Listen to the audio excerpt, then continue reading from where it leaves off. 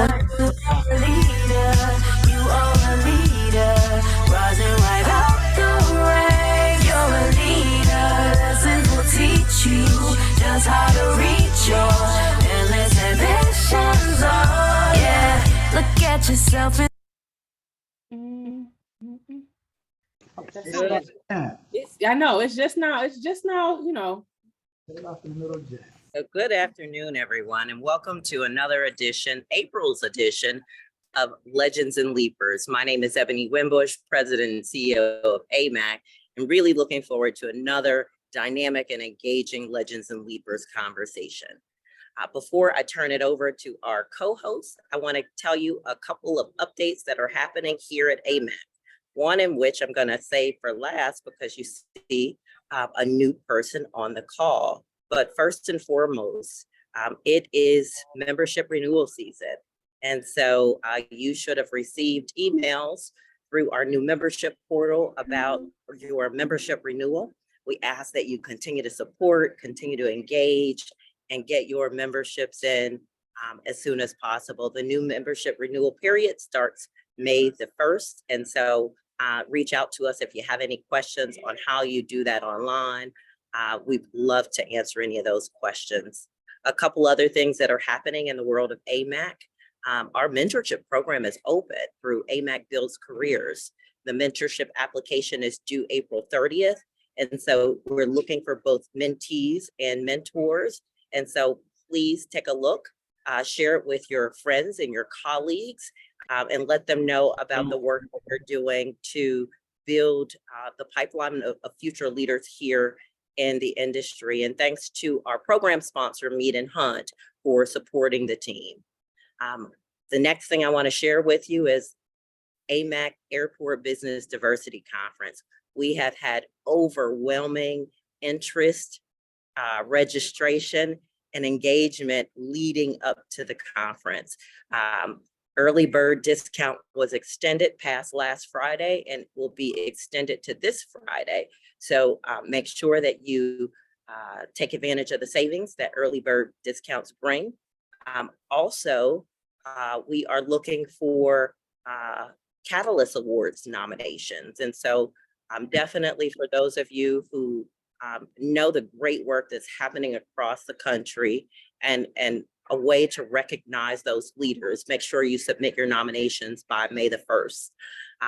Definitely stand out from the crowd and become a sponsor. And we also look forward to seeing you in our elevated exhibit hall experience. We're going to have content delivered in the exhibit halls.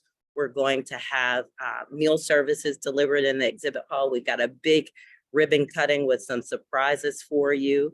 And so please join us in the exhibit hall. I want to say congratulations to the Chicago leadership team. You'll see some things on our LinkedIn and you'll see some things in our newsletter that'll come out tomorrow, but Chicago has elected their chapter officers. And so congratulations to that whole team. We thank you for your commitment to AMAC and for helping us on this legacy focused initiative that we have developing chapters, including in Baltimore, Washington, and Atlanta, Chicago, Detroit, Houston, Denver, Portland, and in LA. So last but not least, I want to say that AMAC is expanding our team. So a couple months ago, I shared with you that Jeanette Saunders joined our team, and Jeanette is doing great things. She was just selected as a member of the Transportation Research Board, Aviation Administration and Policy Council. But we have another member who has joined our team, and that is who you see on screen today, her manager of programs and operations. And so we'll tell you more because we're here to talk about and legend and leaper that we have on here. But I want to let you know that our team is expanding. And because I am going to board a plane in just a few minutes, Andre is going to close it out. But again, welcome, Andre. And we're excited to have you contribute to the team. So now for the most important stuff today, that's the conversation that we're here to listen to with these two great women. And I'm going to turn it over to our co-host to introduce this month's Legend and Leaper. I always want to say Lauryn, right? And Ricky hates that I go to you first, but ladies first. So Lauryn. Also, L comes before R in the alphabet, so it only makes sense. And age before beauty. I mean, either way it goes, it's fine. Thank you so much, Ebony, for the introduction. Thank you, Edwin. He also said ladies first. We want to welcome you all to this session of Legends and Leapers for April. That's all I'm going to say. I actually want to introduce my co-host. Those of you that do not know him, Ricky Smith. He is the CEO of BWI's Airport. He was not on last month, so I want to give him the opportunity to speak. Ricky, take it away. Yeah, now you hand it over to me. First of all, good afternoon, everyone. I'm dealing with all these women who are colluding is just a difficult thing. You know, last month was Women's Month. And the reason I decided to show up this month is because, but for me, Women's Month would bleed into April, right? On this show. And so, men, I'm trying to get your back. So again, welcome to this edition of Legends and Leapers. As you know, this show is designed to try and get a peek into what might be common or different points of views from those who are, I'll say that are established in the industry. They've been around for a while, or they haven't been around for a while, but they've made enormous impact, which causes them to be in the legend category, or those who are still kind of making their mark, emerging. They could be young or old, new to the industry, but they're still making their mark. We think that sometimes there's a different perspective on whatever question we might come up with, whatever good question I might come up with, or off-the-wall question Lauryn might come up with. We get a difference of opinion, and most times the questions are similar. So that's what we do. We do not provide the questions in advance. By the way, you might hear some sly comment from Lauryn. I did not make the dress rehearsal, but I think I kind of got this thing down, and so I don't have to show up for the dress. It's like, Allen Iverson, practice. So I don't show up for the practice, and they get an attitude about it. So anyway, let me turn it over to my good friend, Lauryn. Now, before I turn it over to you, Lauryn, if there are any nurse practitioners, pediatricians, obstetricians, midwives on the line, please raise your hand, because Lauryn might give birth in the middle of the show. We just don't know when that's going to happen, and we need all the help we can get. So with that, Lauryn, before you go into labor, can you take over, please? If you keep making me laugh like that, it may happen sooner than later. Yes. Okay, Allen Iverson. Well, I don't know if that makes me like Kobe or Michael or LeBron, because I show up for practice, because that's what greatness does. Practice makes perfect. But that's neither here nor there. Marlene and Khalia are both super excited because they have no clue what they're getting themselves into. So with that being said, I want to take the opportunity to introduce them to everyone. Marlene Coleman is the Director of Strategic Alliances for Areas USA. Marlene is responsible for building strong partnerships with the industry's airport, concessions, disadvantaged enterprise community, professional organizations, city government, and airport commissions. Ms. Coleman is an accredited airport executive with over 20 years of extensive city government and aviation concessions management experience. In 2022, she was awarded the National Association of Minority Contractors Paysetter Award and the Airport Experience News Property Manager of the Year. She is a passionate advocate for small minority and female-owned businesses. Prior to joining Areas USA, Marlene was the Director of Concessions Management at Hartsfield-Jackson Atlanta International Airport. In her role, she directed the overall concessions and car rental operations, including strategic and space utilization plans development, lease administration, and service delivery. She joined the Department of Aviation concessions team in 1998 and moved up the ranks to serve as concessions business development manager in 2007. In 2011, she was promoted to the director of the City of Atlanta's Watershed Department, where she was responsible for developing the strategic plan for the department's small minority female business programs, as well as overseeing the small business development 15-week construction management training program. Ms. Coleman holds a Bachelor's of Arts in Business Management and Economics from North Carolina State University. She is a member of Women in Construction, Engineering Related Services Conference, WICERS, Executive Planning Committee, American Association of Airport Executives, Airport Minority Advisory Council, and the Atlanta Suburban Alumni Chapter of Delta Sigma Theta Sorority Incorporated. Ooh, my soror, ooh. Thank you, Laura. I'm Thank happy to be you. Thank you. Thank you for being here. We're excited. And now I want to introduce Khalia Moore, who is our leaper. Khalia has been the senior manager of airport dining and retail at Seattle's airport since 2021. Coming from a family of small business entrepreneurs, Khalia has a personal connection with small businesses, and her career has centered around small business development. Outside of her commitment to small business, she has a passion for community work and creating pathways for development and generational wealth building for communities of color. In 2021, she started a nonprofit organization in her city focusing on BIPOC, juvenile felony diversion. She has been the national chair for the AMAC Foundation silent auction for the last 3 years, which has brought in over $40,000 in scholarship funds during her tenure.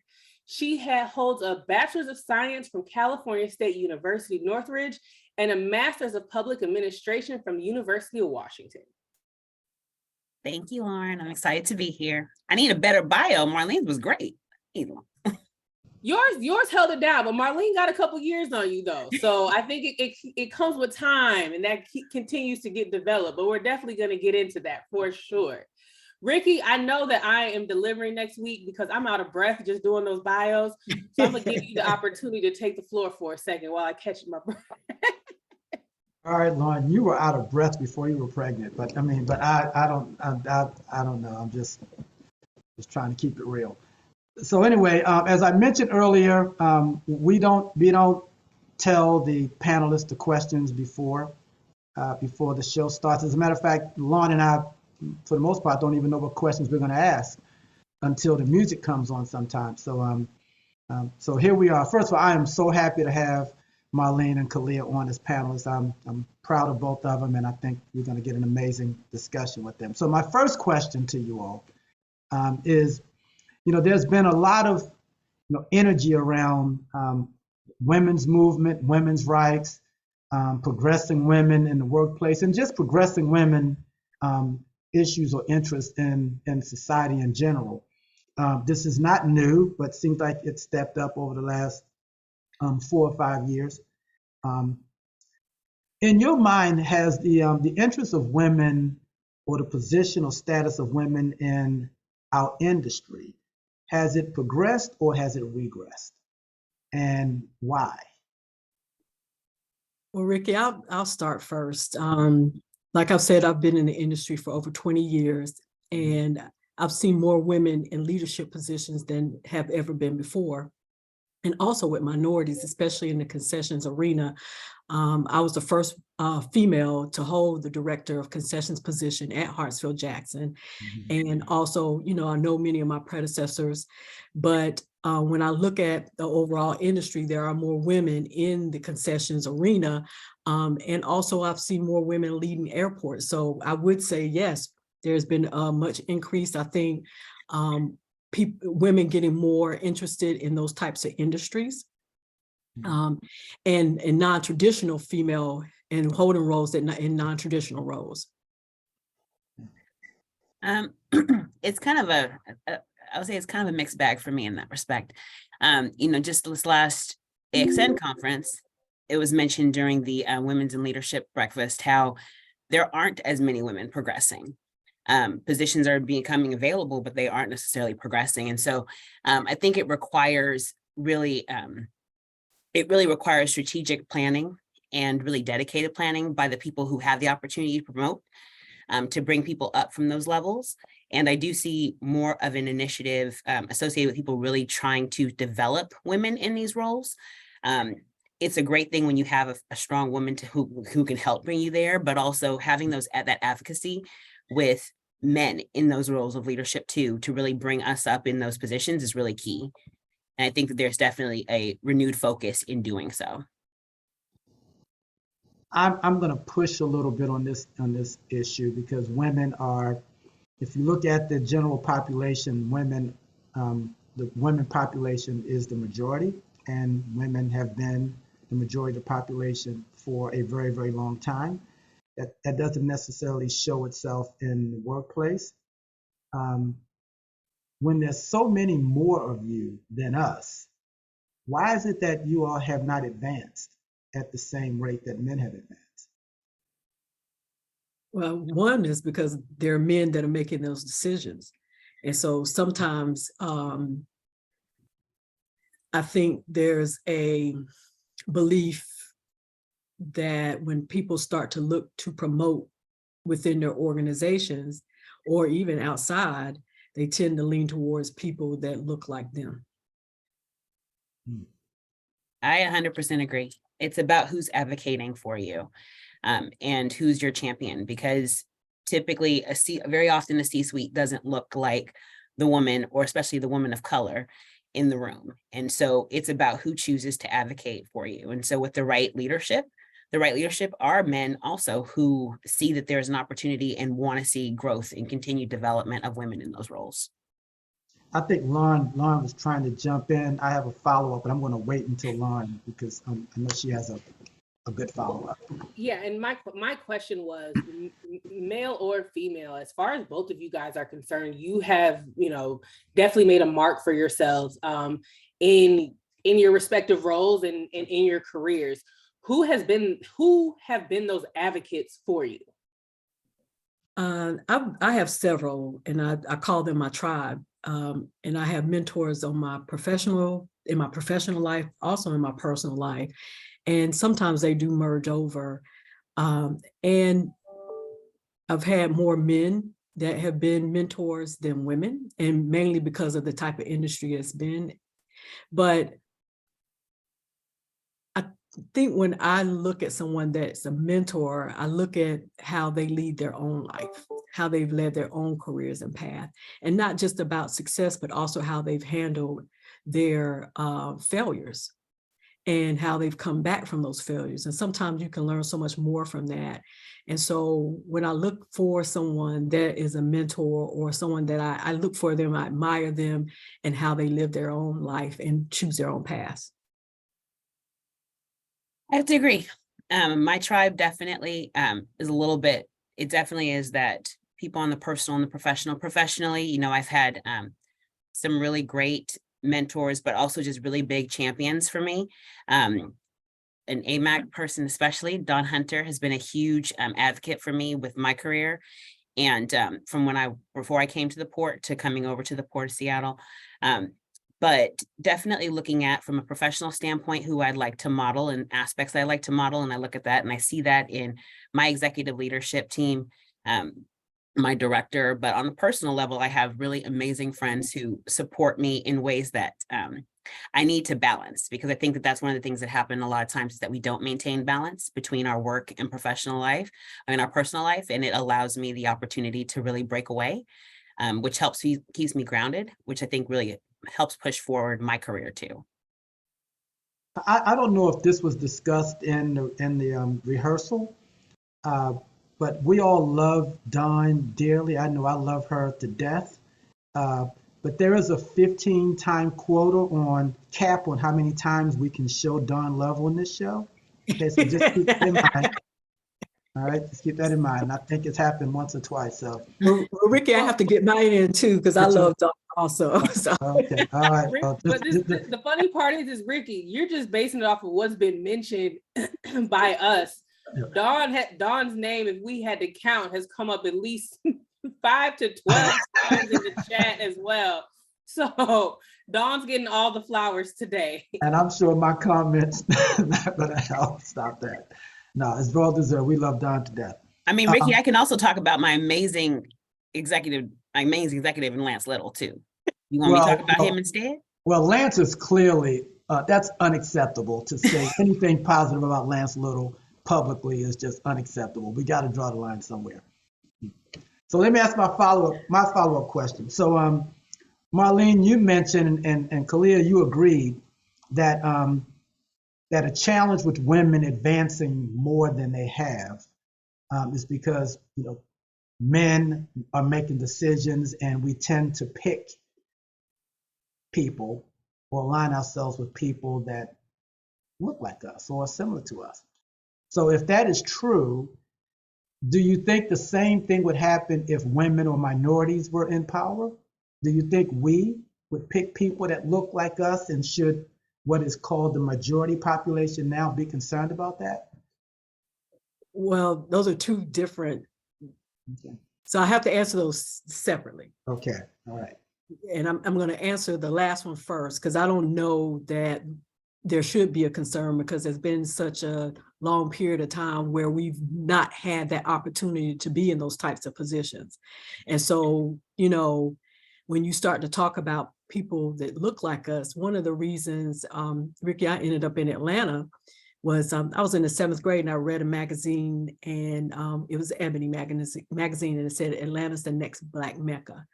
So, my father was in the military. I grew up on military installations. I grew up in multiracial environment, but I always wanted to be somewhere where we were represented. And so when I had the opportunity, I was living in North Carolina.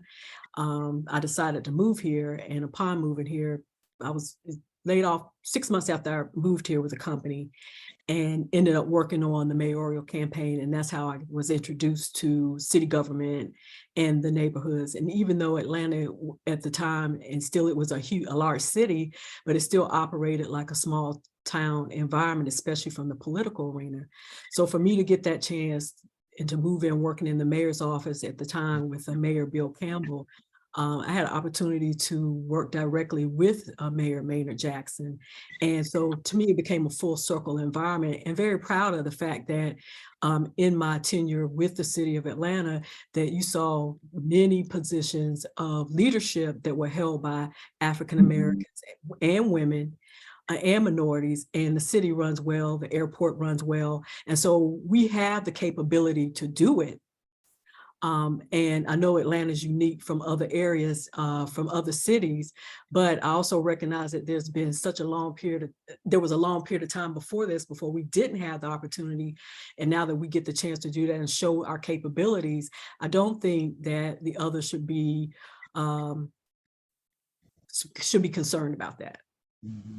And I will do a shameless commercial. Maryland, I think, is the only majority minority state in the country. And I think that is showing out in the way of, we have an African American governor, a lieutenant governor of color, the legislature is the largest legislative Black caucus in the country. The major cities are head by. So anyway, I'm going on and on and on and on. I just want to show Maryland some love.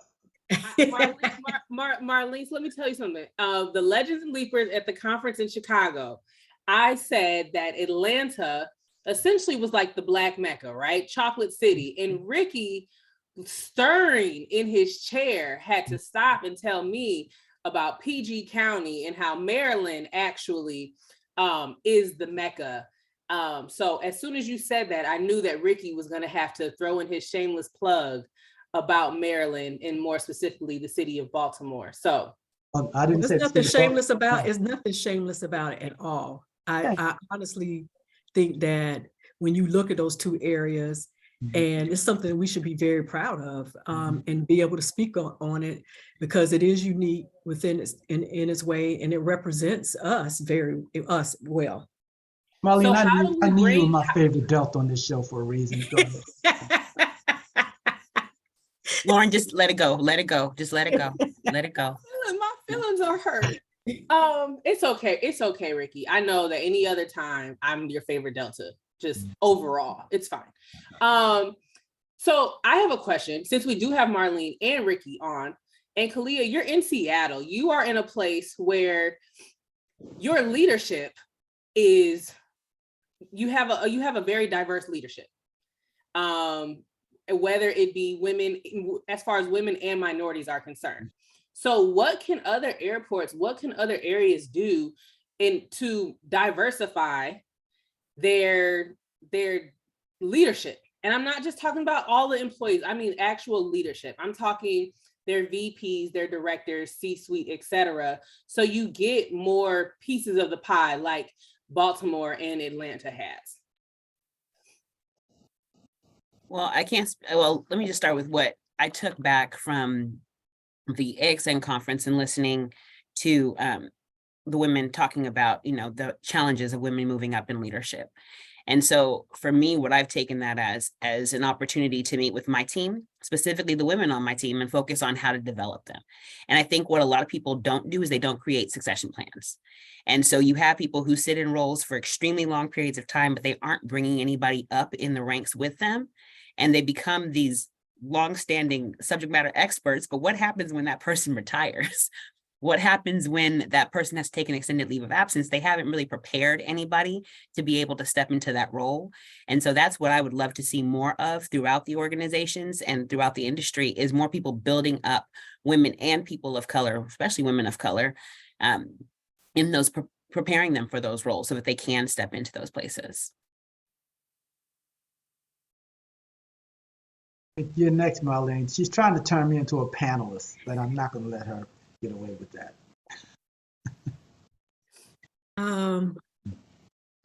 Repeat the question for me, please.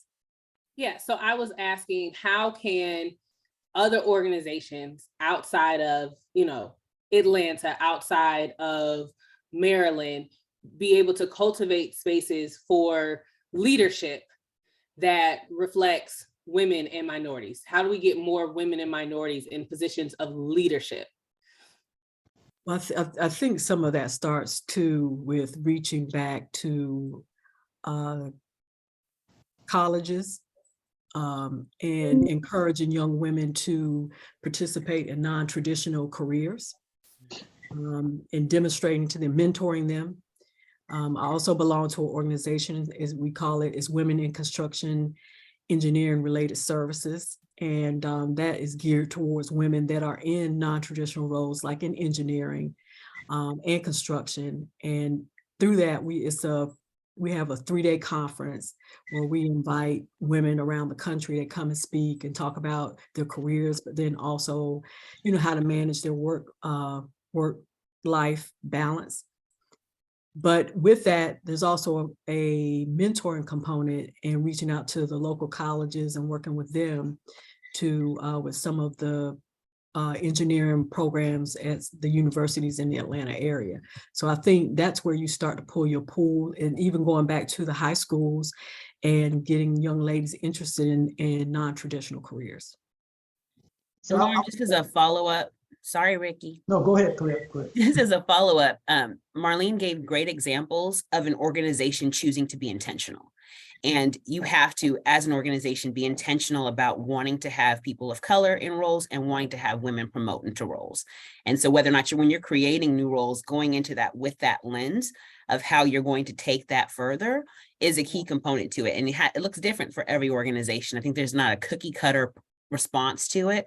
You have to look at your organization and how you can accomplish that and what's intentional and what's right for your organization. For the sake of argument, I want to challenge this notion that that people, particularly people that look like us, when we're in positions of leadership, we tend to seek out or surround ourselves by people who look like us. Is it not true that that people who are out there looking for opportunities to be employed or to do business or to sell their goods and services, that they gravitate to organizations that they feel are receptive to them? So instead of instead of the leadership seeking them out, they're seeking out the leadership. Is there any truth to that, by chance? I think there is truth to it, but as you know, and if you're a contractor, in my roles, I've done a lot of outreach, and I've always encouraged those contractors to look in unique places for business. But I think they tend to gravitate towards people that look like them also because they feel like we'll be more receptive to opening that door and removing those barriers to entry. I would agree somewhat to that. And I think that also it has to do with just the overall organization's commitment to, like, for instance, their WIMBY goals and their DBE goals and things of that nature. If they truly do show, not just in word, but in practice, that they do believe in achieving these goals. And I think that generates more interest as well from different departments, different people wanting to come and engage with the organization. Both of you gave better answers than Lauryn would have given. Thank you, I'm proud of you. Leave Lauryn alone. He's supposed to be being nice to me, and I think this is the best he's got. It's part of the show. It's part of the show. So, and I wanna pivot just a little bit, because both of you have deep roots in the small business community. Both of you have deep roots and just a passion, and an affinity for entrepreneurs. You know, Marlene, you were at the airport, and now you are on the private side. Khalia, you are still at the airport. What advice would you give, or what advice are you giving to small businesses and entrepreneurs that are trying to get their foot in the door, trying to make a way for themselves as they grow, whether it's in this industry or just people that you've come in contact with over the years? It really kind of depends on, well, finding your passion. You know, it's interesting is I come from a family full of small business entrepreneurs, and it took my parents a while to find what they truly loved. You know, they knew that they didn't want to work for anybody. They want to work for themselves, but it took a while for them they tried a few things, so things failed, and then they got to a place of success. And not giving up on yourself is the first part. And then really finding what your niche is, finding what you truly want to do, that you can take on for a long period of time. The airport industry is hard in the sense that, you know, it's just the cost of doing business here is totally different. And so I tell people now, come be at Seattle, because you want to get into our introductory kiosk programs or our intermediate programs where we take a lot of that additional cost off the top. But really finding what works for you and what truly will make you happy is the most important part, because you don't want to be in a position where you're small business, but you're still working. You know, it feels like work all the time. You know, there's going to be a lot of challenges. There's going to be a lot of hurdles. It is not going to go smoothly. Nothing in general always goes smoothly, but the life of a small business entrepreneur is probably one of the most, it's a difficult process. It's a difficult life, but probably one of the most rewarding. And personally for me is one of the most revered. And so that's really where I would send somebody, direct someone. I recommend, and I've had this conversation on numerous occasions and dealing with different small businesses in different arenas. One of the things I think they struggle with, they have their talent. And so sometimes their talent is the business, but then they really hadn't surround themselves with other team members that can help support them. So they end up, it becomes a struggle trying to keep and maintain the business, because let's face it, it's difficult to try to manage, have a one-person business, because there's so many aspects to it. You need an accountant, you need a lawyer, you need somebody that specializes in those areas that can help you with those hurdles. And then there's also the business development side. Well, sometimes if you're delivering the service, you can't be in two places at one time to see other business to keep that pipeline open. So always encourage small businesses to work with other small business to kind of create somewhat of a co-op where they each can take on a task to work with each other and be that support until they can build that bridge to get to the next level. So earlier, Ebony talked about the Catalyst Awards. She's encouraging the membership to submit recommendations for the various Catalyst Awards. So I'm sure each one of you has a catalyst in your life. So it's putting Don Hunter, Lance Little, Maynard Jackson, your parents' side. You left my parents, I have to leave my parents Dang. out. My Oh, mama my too. goodness. Okay. Who would you say is a catalyst, has been a catalyst in your professional life? All your catalysts aside, who would be your catalyst?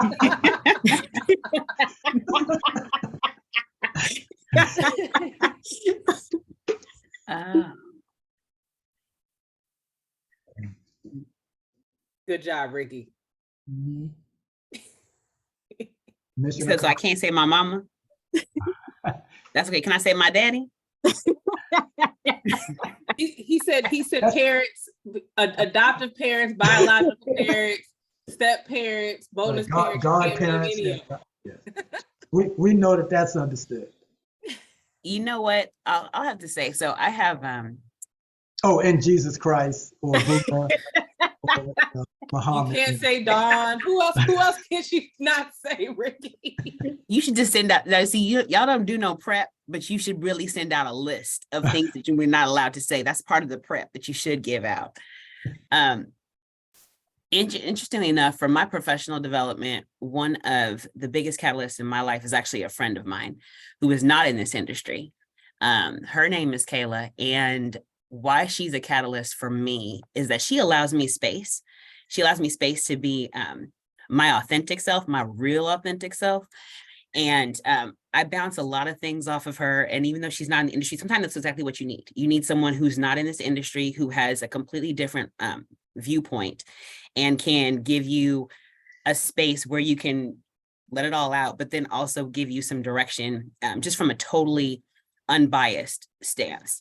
And she's been one of the biggest catalysts over the last, well, we've been friends for like 30 years. So, but especially over the last 10 years, 10 plus years that I've been in aviation, she has been someone who has really helped take me to a different place and really supported my growth, but also really uplifted me and continued to uplift me. And I think that especially as people of color, we need those people around us who could truly help continue to keep us uplifted, because you find that when you get into organizations, you may not have that same support.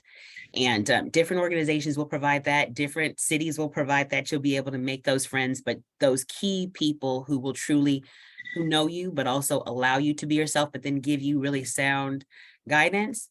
And that's always the great part, right? Finding a friend who can give you sound guidance. And that's what I have in her. So I would have to say one of my sorority sisters, her name is Patricia Ross, and she has the most, and she's in a different industry, but she had the most impeccable leadership skills I've ever seen. She was the president of my alumni chapter, but also just to have watched her in other roles where she was the chair of our fundraising, and she implemented a lot of technology into the chapter at the time, but just watching her people skills. And always, Ricky, being a part of a public service organization, and mainly it's made up of volunteers. Very few people get paid for those jobs, but it's a lifetime commitment, and to be dedicated to the level and to watch her and how she interacts with other people, the advice that she's given me career-wise. One of the things that she's always said to me that, when you start a job, plan your exit the very next day after your first start date. And to have that, and it really gave me good advice in that. And then also making sure that you understand each organization's governing rules, so that you understand what it is and how you educate yourself and how it functions. And that's been good advice for me, because that way you know what your roadmap is next, no matter what, and you have an exit strategy, and it's part of your goal. So, she's a visionary and very compassionate. So I would say Miss Patricia D. Ross. Oh, well, her name is Michaela D. Saltis, actually. Don't you worry, she's I gotta say her whole name. Michaela D. Saltis is already in the chat, just giving you your flowers as well, Khalia. So she is on, and she is supporting you virtually the whole 9. Marlene, it's so interesting that you say that, because I think it was Steve Johnson that was on talking about Stephen Covey, and one of the 7 keys to successful people is beginning with the end in mind, right? Which is essentially what Sora was saying when she said your first day, start working on what your exit strategy is going to be and what the goal is going to be. How when you guys got into this industry, right? Or let's talk life a little bit.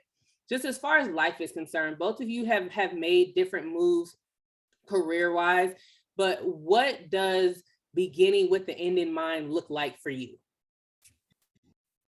At this point, or when At this space in life, yeah, at this point. Because I know it always changes, right? Mine's look like retirement. Mine too. I'd like to retire the same time you do. When are you retiring? 5 years? I'm trying to get on your plan. Yeah, I'm ready to retire too.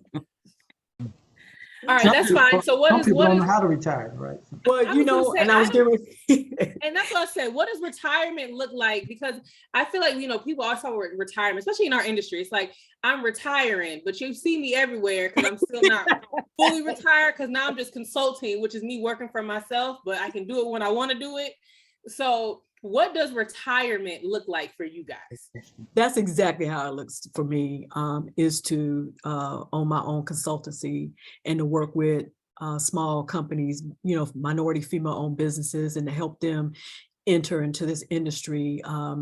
When you work in this industry, you get people who is unique. We all know that, and is not a lot of paperwork out there for you to read if you're not in the industry. It's almost like you have to get in the industry and get engaged in order to understand. But to be someone to bridge that gap, I had a gentleman, I was at an outreach. He had some popcorn that he wanted to sell. Gave him my card, he called me, and he started talking to me about selling popcorn in the airport. And so I talked to him for a bit, and I told him, I said, well, let me explain to you how airports work, how that space is allotted. And I said, you need to start. I would reach out to my local airport first to see, because each airport operates differently. So you really don't know, some do direct leasing, some do, have developer models, and you have to really understand where each one of those airports are. And so I gave him an explanation, and he said, thank you for the advice. I said, but keep me posted on your progress, because you never know what can come down the pipeline. But it's interesting when you start talking to people about this business, people really don't understand it because they don't even know it exists. That all they see is the stores, and they think it's run by the airport, but they don't realize that it's different companies and how you get into it. And so I spend a lot of time talking about this industry to people who don't understand it. Because it's nothing out there that's written. There's nothing written on how you get an airport concessions. It's not. You may do government contracting, but it's nothing that says this is a step that you need to do, because it's not the same everywhere. Our good friend Demetria is actually launching, such an effort, right, to educate people on how do you get concessions at an airport. So the last question I'll ask is hold on, I didn't even get a chance to talk yet, Ricky. I'm sorry, Khalia. I'm sorry. Dang. You sure you don't want to be on the panel? You want me to ask you a question? I apologize. Just so far away. Would never do that, Khalia. Just so far away, I didn't. I'm sorry, I missed you. Sorry about that. Retirement for me. Retirement for me actually looks like nonstop community service, and still tied back to the aviation industry. I think a lot of times we focus on bringing people into the industry and not bringing the industry to the community. And so really focusing on meeting kids, meeting young adults, meeting adults in their spaces, meeting them and telling them about the industry. Because really, I think a lot of times children don't know about all the opportunity that's available in this industry, and starting them early on, how to develop, how to prepare yourself, how to apply yourself. I think, I go and I service kids and I survey kids too. And you ask about what would you want to do if you worked in an airport? And they assume that all the jobs are just working for TSA or working on a flight as an attendant, maybe a pilot too. You might get a pilot here and there. But a lot of times, especially communities of color, they don't see themselves in this industry. And so that is what my personal focus is. And so I see myself in retirement spending all of my time just really making sure that youth and young adults really understand it and get access to it from the very beginning. I think that's a good point, because you can't visualize being something if you don't know it exists. Yeah. Well, the audience knows both of you. I mean, your careers have been followed. However, that's to a lot of them, that's been a very public viewing of your career path. Khalia, you made reference to your authentic self. Who is that person for both of you, for Marlene and Khalia? Who is that person? Who is that authentic self? My authentic self. You know, I remember when I first came, when I made the decision, right, to leave from California. So I used to work for another large company. I worked on the developer side, and I think everybody knows Westfield. So I worked on the mall side, and then I worked on the airport side. And coming over to Seattle, you know, some of the feedback that I got initially was, you need to come in at 50% of who you are, because they can't handle 100% of you. And I didn't know how to take that originally. I didn't know exactly what direction to go with that, and spent a little bit of time kind of getting acclimated to the city, acclimated to the port. It's a big shift, I think, coming from private to public, and going the opposite way as well. But shifting from private to public, there are a lot of things kind of associated with my former role and my former company, and people were afraid to bring some of that in. But I think there's also so much positive that came from that former place. My authentic self, honestly, is to be a walking disruption to the narrative associated with my people. And so in that space, you know, whether it looks what it looks like at a commission meeting, what it looks like on a conversation during a podcast, maybe slightly different, but this is who I truly am. And sometimes I'm a little bit more emotional, but the emotional for me is passionate, because I truly do believe in what I stand for. I believe in the success of not just my program, but of every single person that I work with. And getting there is not easy. It's not easy. But I can say that now, I think I think that that feedback was more about how I communicated at the time, because I communicated very rough. But and that just kind of changes as you just get older, as you develop in your career, in your professionalism in general, you just have a better way of delivering things, and being mindful of the spaces that you're in, really teaching me how to learn to read the room was what I take that as now. And so today, you get me exactly how I am. So Ricky, you know, if I go off on you, that's just who I am. But it doesn't happen. More like who you is. Definitely.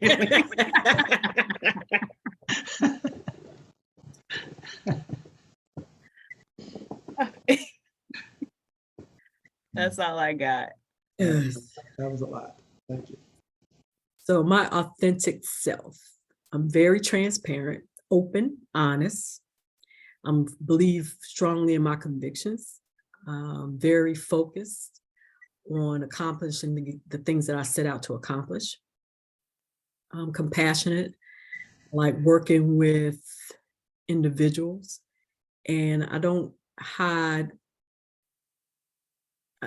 What you see is what you get, period. You know, so, and really try to reach out and help people as much as possible. Please don't ask my opinion of something, because I will give you my honest, the honest truth that I have. And like Khalil, I've learned to dial back on some of that, because everybody doesn't receive information well. And so you have to, as Khalil said, you have to read the room. And then sometimes people don't have to know everything that you, but I do like to express my belief systems. I have a question, because what both of you just said, like, hit home. And I knew this about both of you as far as your personalities are concerned, which is why I love you both so much, respectively. But what was that turning point for you where you realized, okay, either I can now bring my true 100% authentic self, or that moment where it's like, let me I don't want to say dial it back, but let me reframe my approach to things for a better outcome. Because I know a lot of times we come in and we're like, we have these big personalities, right? And what you see is what you get, and we're very direct, very to the point. But to Marlene's point, not everybody can handle that. Not everybody can accept that, and you don't want to come across as, the angry Black woman. So at what was that turning point for you in your career that you were like, let me try to mold myself, or not soften, but you guys get what I'm trying to say. Let me try to mold it to make it, I don't want to say more palatable, but just so that I'm not coming across as, let's go. So again, I'm going to bring back the person that was the catalyst. And to me, she said something to me that just resonated in my mind, because I know how blunt I can be sometimes. And she said to me, people don't always remember what you said to them, but they will remember how what you said make them feel. And yes, I do have the right to speak my truth. I do have the right to speak in a country that says freedom of speech, but I also recognize that it comes with consequences.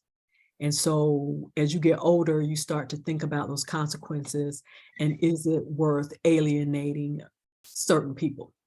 Because, depending on how they take it. And so I think for me, that was a turning point, and I listened and, internalized what it is that she said. That's good. For me, interestingly enough, when I went to my master's program, they did a 360 assessment for me. And my boss, I won't say her name since Ricky said I can't no more, but my former boss, she also conducted a 360 for me, which is great because it included tenets as well. And the feedback that I got really spoke to, some of the things that I knew I was doing that I could do better, right? Making decisions in haste and then coming back and apologizing for things, or not taking the time to really soften kind of the approach because some people couldn't take some of that. And I got some feedback about delivery. And so that was like that big aha moment, because two different organizations took care of the 360 for me. Mm-hmm. And so it was like, okay, there's not a concern about leadership capabilities or anything like that. It really is about how the approach that you have towards people. And I've heard that same quote, Marlene, and that is something that, you really, and I think about, how I felt in certain situations as well, and how complicated it was for me just based on how it was delivered. And so really putting myself in that place. And then the second thing I did was, after all those 360s, and when I got this role, I sat down with each one of my team members and said, I want to give you a space where you can have an honest conversation with me, and I won't respond. I'm not going to respond. I may ask a clarifying question, but other than that, you give it to me exactly how you need to, about how you feel about what I'm doing, how I could be better, how I can be better for you. And it opened up this space where people now give me very clear communication and are really honest about, hey, this is something that you do that you could do better. This is something that I love, I appreciate that you do, and I see how you've grown. And it's allowed me a lot of space where, even with my staff, them being able to say, I've seen you grow in these areas. You've gotten a lot better, and it just helps reassure for me and reaffirm that I'm on the right path. But that was my big turning moment.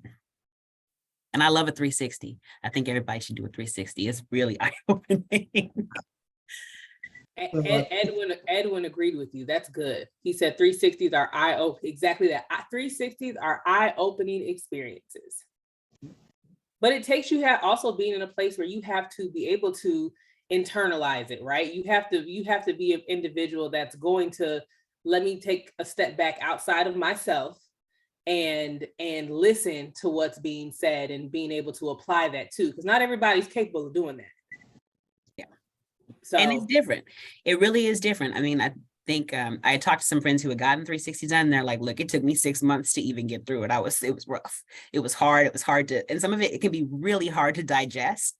And sometimes you may have that person who you know exactly, because it's anonymous, so you don't know who said what, but there might be one of those comments that are really specific, and you're like, okay, I know you're still mad about such and such that I did a couple weeks ago, so maybe we could talk about this a little bit later. But it's really taking a step back and saying, you know what, I understand that it impacts me personally, but I've impacted someone else personally. Right. And so when you look at it that way, you say, okay, this is how they feel, how they truly feel, not from a professional standpoint, but I've made an impact on them personally, whether it be in the professional arena, it's a personal impact. And so how can I be better, or how can I make adjustments? How can we move forward? But it does take time. And that's the key. If you get a 360 done, do not immediately start addressing things. Take time to really put thought into how you can do that and how you can make next steps, and be intentional about it.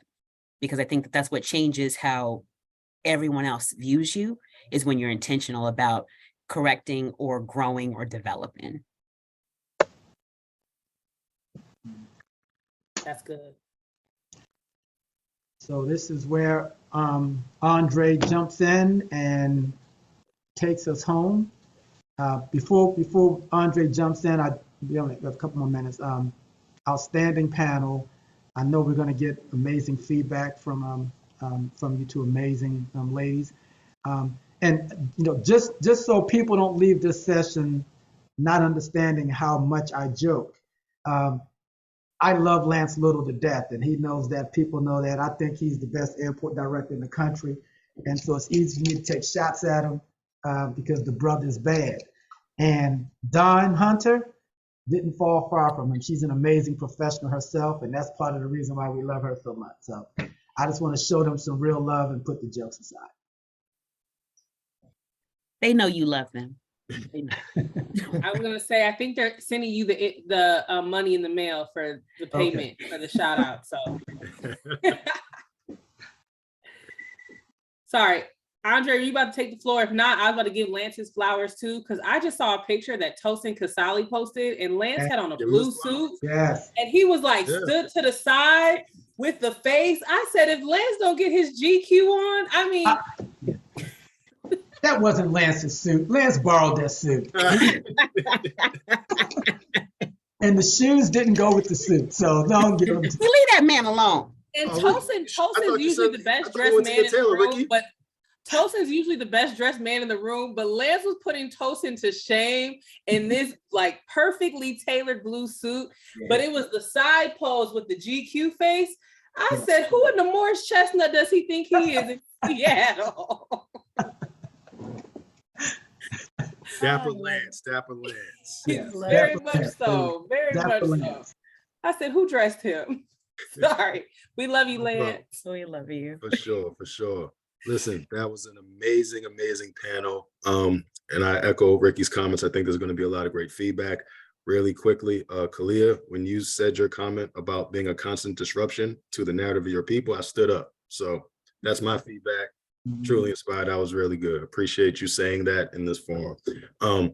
But generally, just thank you to the speakers and the moderators. We appreciate the conversation today. If anyone in the chat or here today knows of an industry legend or leaper that you would like to hear from, please send their information to info@amac-org.com. We're always looking for new legends and leapers. I'm an alumnus. It was a great thing for me. I know it'll be a great thing for these ladies. So I'm really looking forward to getting some feedback and some nominations there. Really quickly, our next event, AMAC event on the calendar, is a webinar scheduled for May 19th from noon to 1 p.m. It is covering tips to enhance your AMAC 2023 conference experience. Speaking of the conference, again, that's June 10th through the 14th in San Antonio. Early bird registration has been extended to this Friday. So if you haven't done so, please make sure you go get and do so. This is going to be a great conference. Looking forward to seeing you all there. I'm going to kick it back to Lauryn, who is going to invite those who can come to the after show, where things will get a little more entertaining, possibly. Lauryn? So yes, oh, go ahead, Ricky. I'll be hopping off. Well, and I was going to say, we actually are going to be shutting it down early because Ricky's hopping off and Marlene has a prior a commitment as well. I do want to say this will be my last Legends and Leapers for a couple months. So I appreciate everyone tuning in. I'm sure the engagement is probably going to drop a little bit since I will not be here and it'll just be Ricky left to his own devices, but it's not a problem. I'll be back, guys. I will be back. It's okay. But Ricky, if you need any help or if you need any guidance, I'm, just a phone call away. Or text message. Or text message. If I got you. I got your back. I can provide you with good content if you need it. Okay, I appreciate you. No problem. I do what I can. Coleman love. That's right. All right, You gonna y'all. close us out, Ricky? Well, it's a wrap. Thank you, ladies. Amazing panel, and thank the audience for hanging on. We had about almost 90 people attend, so good showing. But please have a great rest of the afternoon. Thank you so much. Thank you. I really enjoyed it. Have a good day. Thank Have you, a great guys. one. Bye-bye. Bye. Take care.